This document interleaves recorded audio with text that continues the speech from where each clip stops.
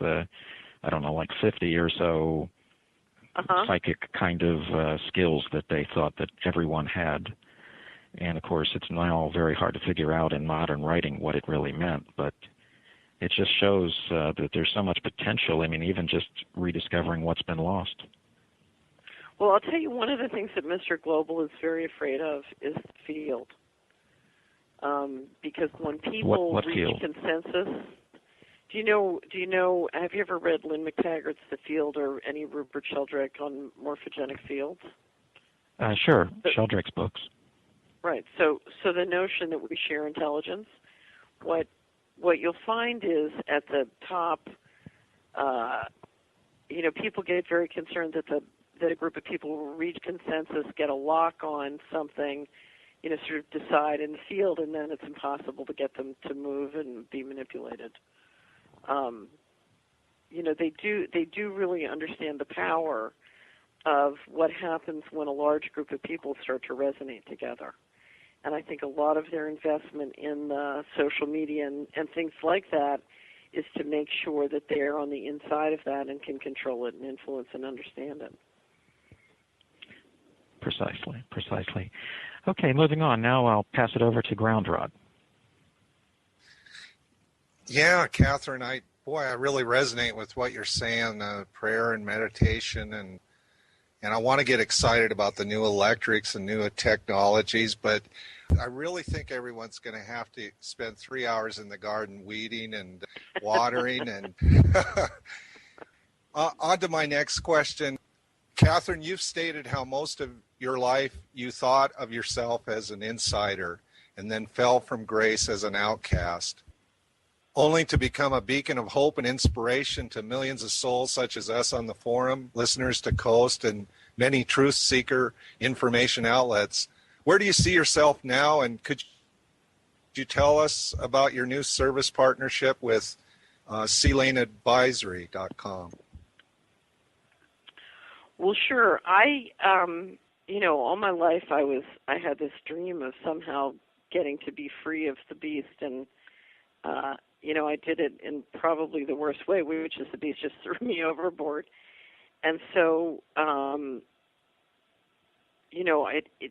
one of the big questions was, could you find a way? I used to work for large corporations and large government agencies, so could I find a way to be self-sustaining outside of that world, just working for individuals? And so what happened was, when I started to do radio shows, people came to me and started to ask me to help them with their investments. And so I started to do that on a de minimis basis in 2004, and then registered Solari Advisors in 2007, and then had been working as an investment advisor but not managing money, and then started a money management operation, Lane Advisory. We launched and started managing money in April. So now we're doing that, and I think where I see myself going, what is most in my heart to do, the hardest thing when you go through the kind of process I went through in my squabble with the federal government, you wake up every morning and you literally have to decide, do I want to stay alive today? And because it's so rough. And so one of the things you decide, well, if I want to stay alive, what do I want to stay alive to do?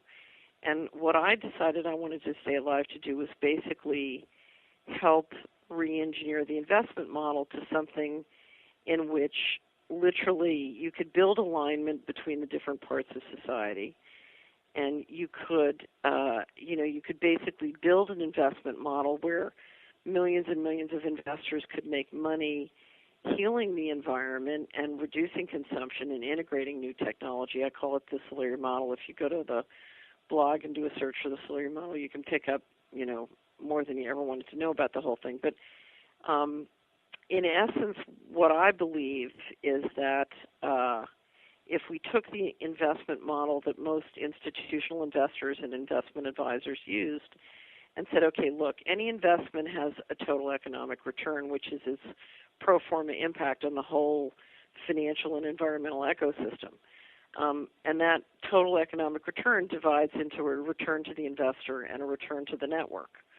So total economic return is return to investor, return to the network. And basically the Solarian model says, number one, take the time to understand the impact on the ecosystem.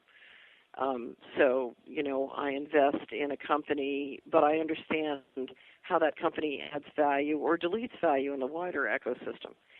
And, step two says use that information to identify opportunities and protect yourself against risks, but in a way that improves your performance on return to investment. And I found over long periods of time the system absolutely works because you avoid putting money in things that ultimately are not sustainable. So, under my system, you never put money in Enron because it's a bunch of hoo-has and they're doing very destructive things. Because ultimately, if enterprises that are destroying total economic value, ultimately, that comes back to haunt some, if not all, of the investors.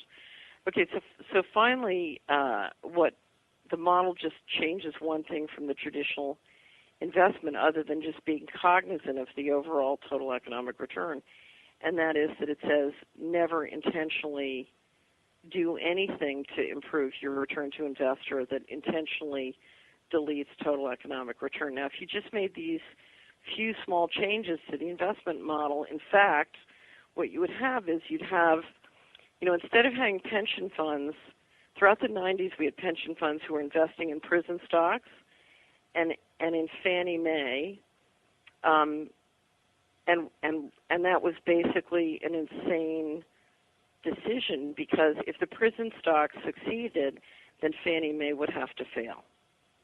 You can't take a neighborhood of 100,000 people and have them all in prison but refinancing and their home from prison.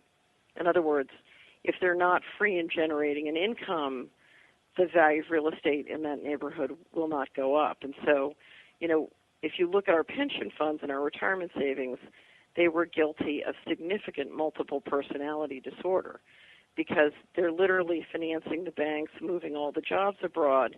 At the same time, they're buying housing paper in the housing bubble that is going to be worthless once they finish moving all those jobs abroad. So there was a serious refusal to look at the total financial ecosystem and compute that into your investment strategy.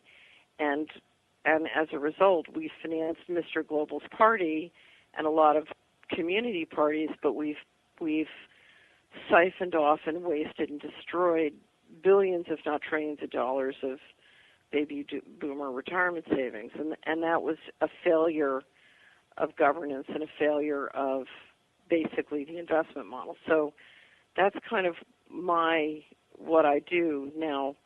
Day to day, what I try and do is apply that model to protect families, because my feeling is if I can help a group of subscribers and clients navigate this society and this situation and figure out how to make it through the gauntlet despite it, the more people who can do that, the greater immunity it can build, the more we can shift things.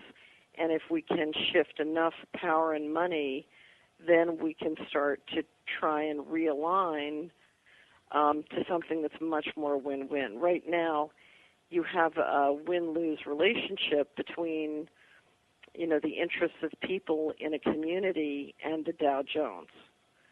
And that the only way that can end is in significant depopulation.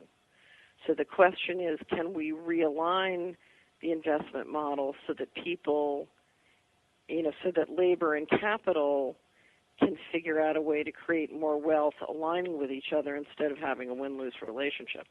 And so that's what I'm interested in. I'm interested in helping individual families, whether it's subscribers or clients, do that and to see if something can emerge which can help contribute on a larger scale. So that's kind of my day-to-day focus. It's kind of asymmetrically throwing within the current system, huh?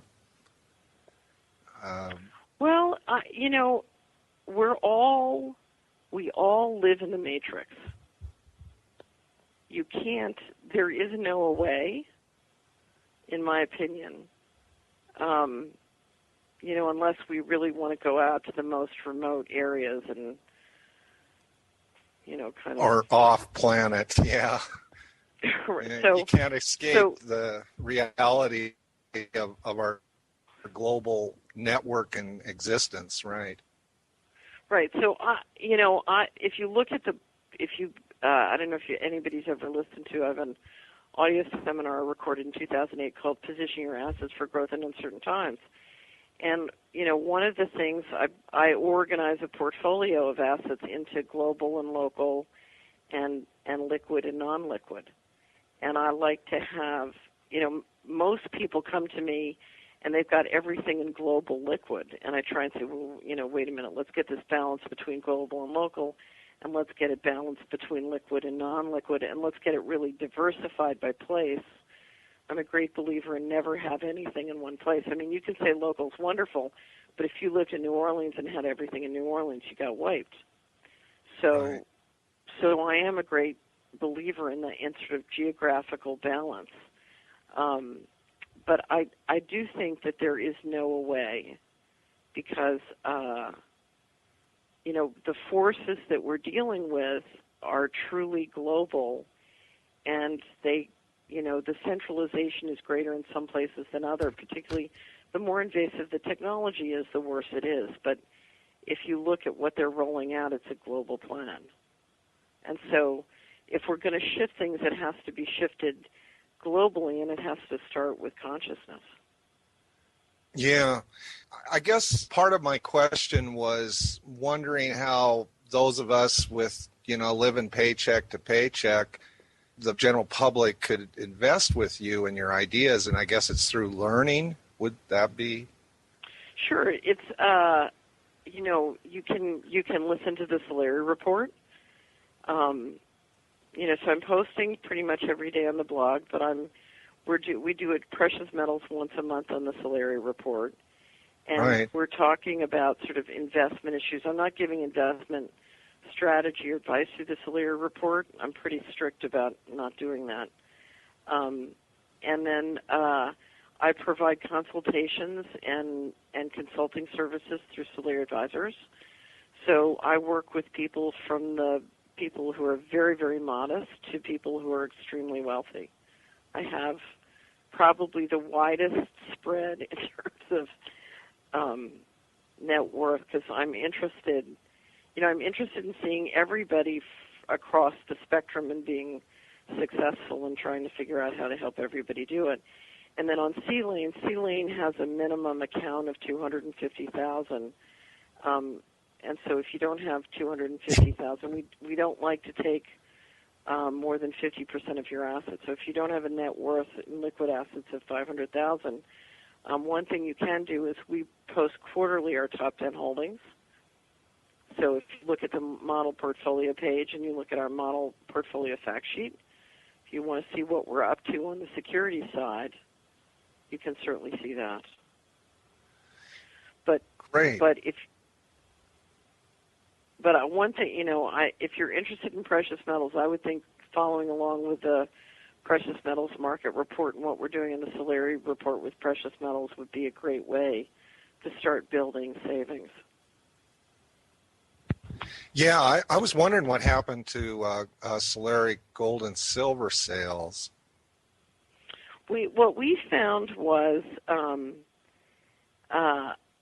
we really liked doing it, but there wasn't enough volume to really warrant doing it without getting into markets which we didn't want to go into, or dealing with people that we didn't want to deal with.